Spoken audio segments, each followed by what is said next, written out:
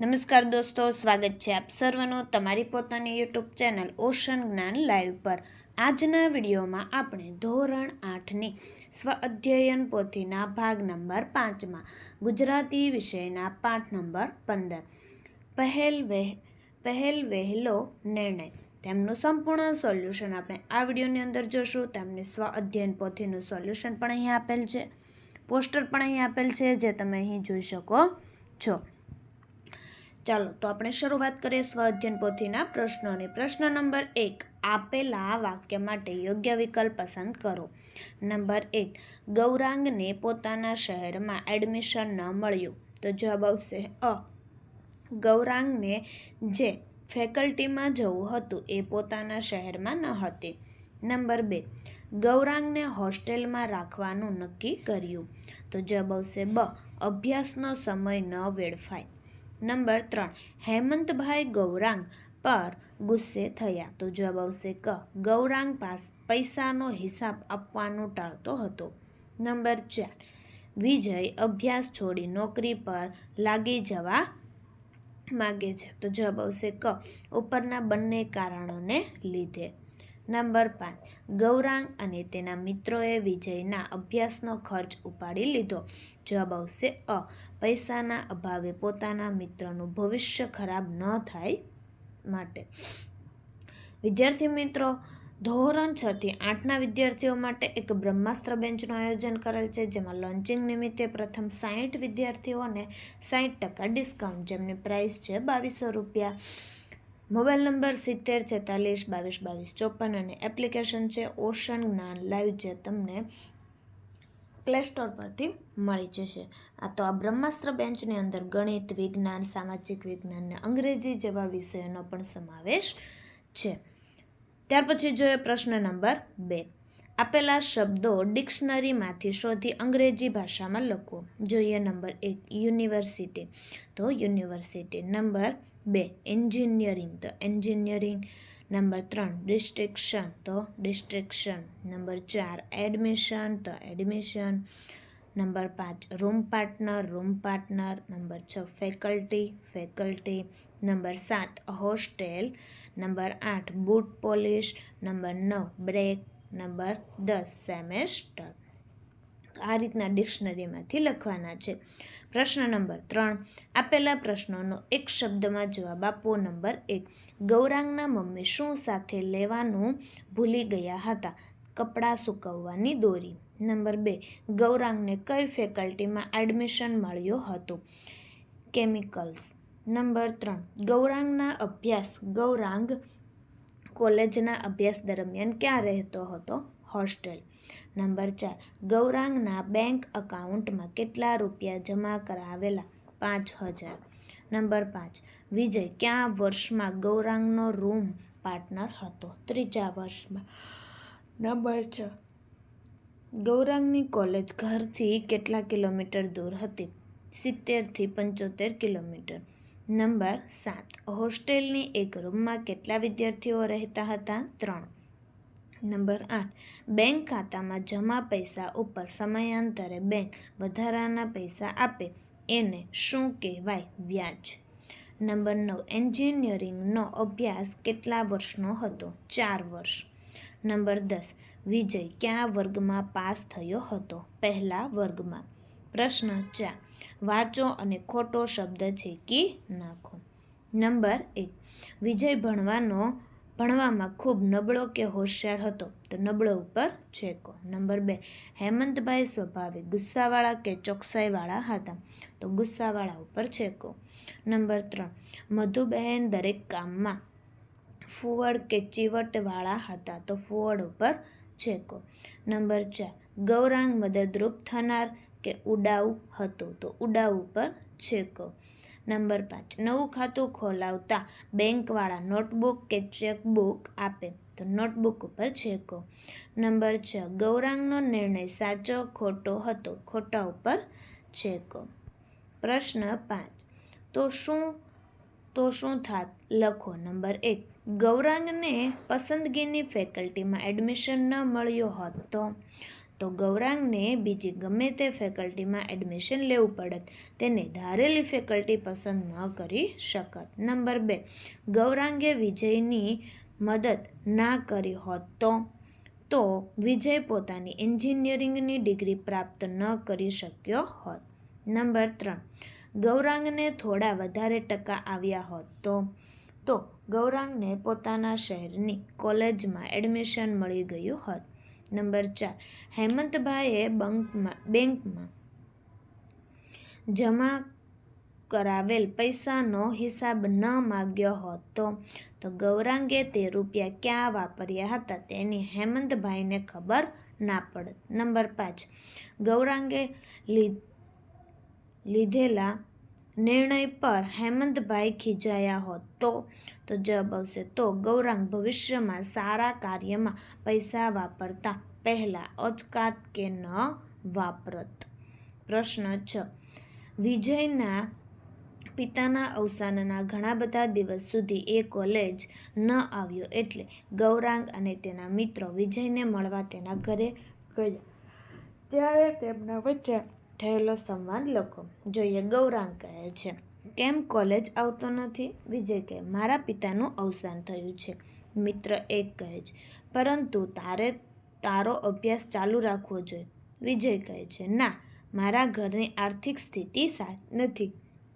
મિત્ર 2 કહે છે, તો તું શું કરીશ?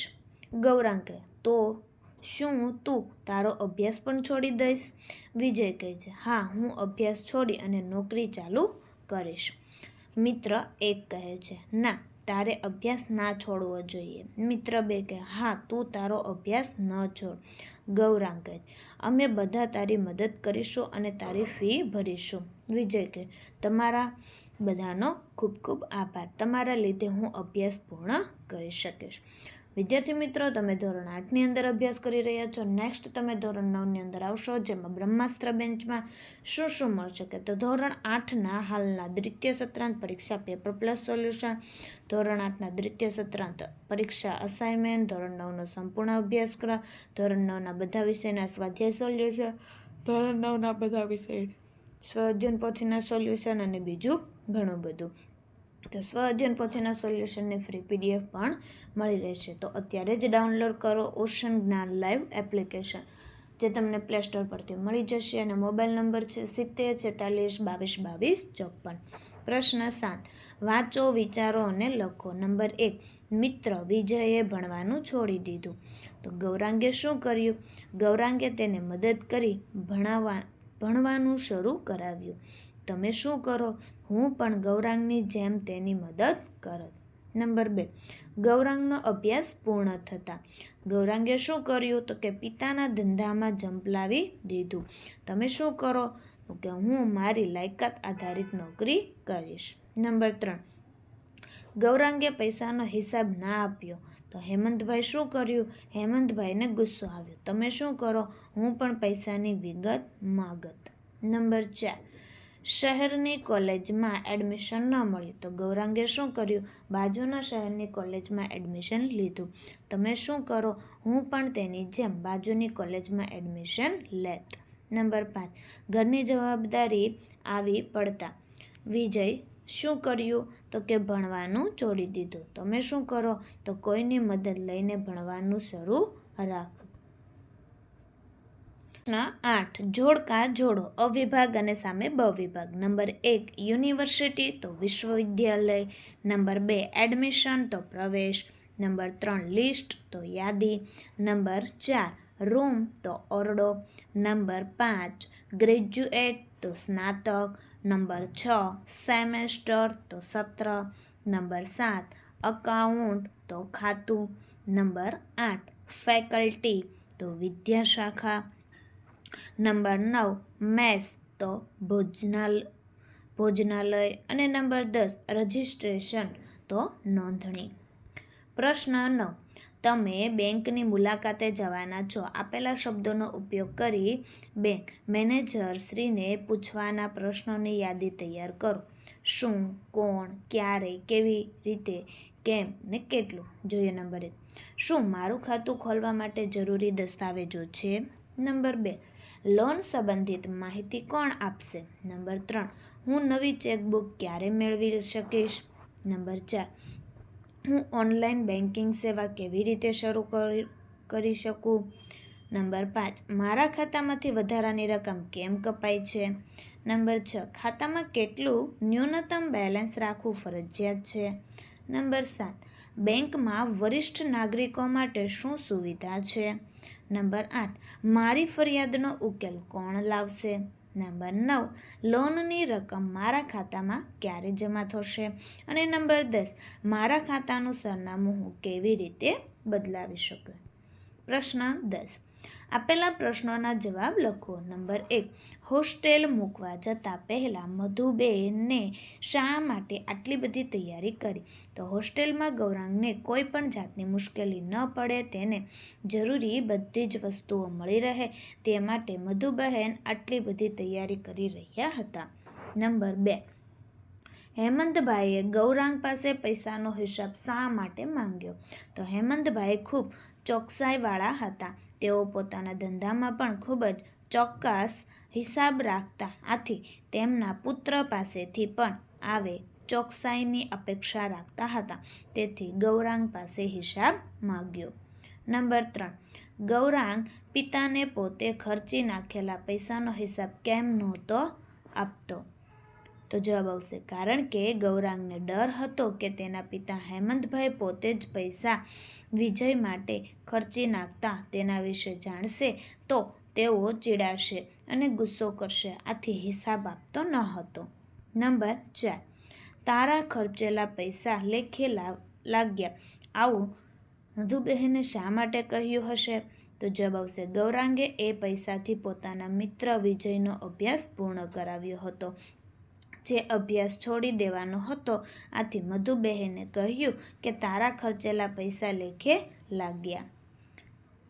નંબર 5, ગૌરાંગનો નિર્ણય સાચો હતો કે ખોટો? શા માટે? તો ગૌરાંગનો નિર્ણય બિલકુલ સાચો હતો, જેના દ્વારા તેનો મિત્ર વિજય અભ્યાસ પૂર્ણ કરી શક્યો અને પોતાની ડિગ્રી મેળવી શક્યો.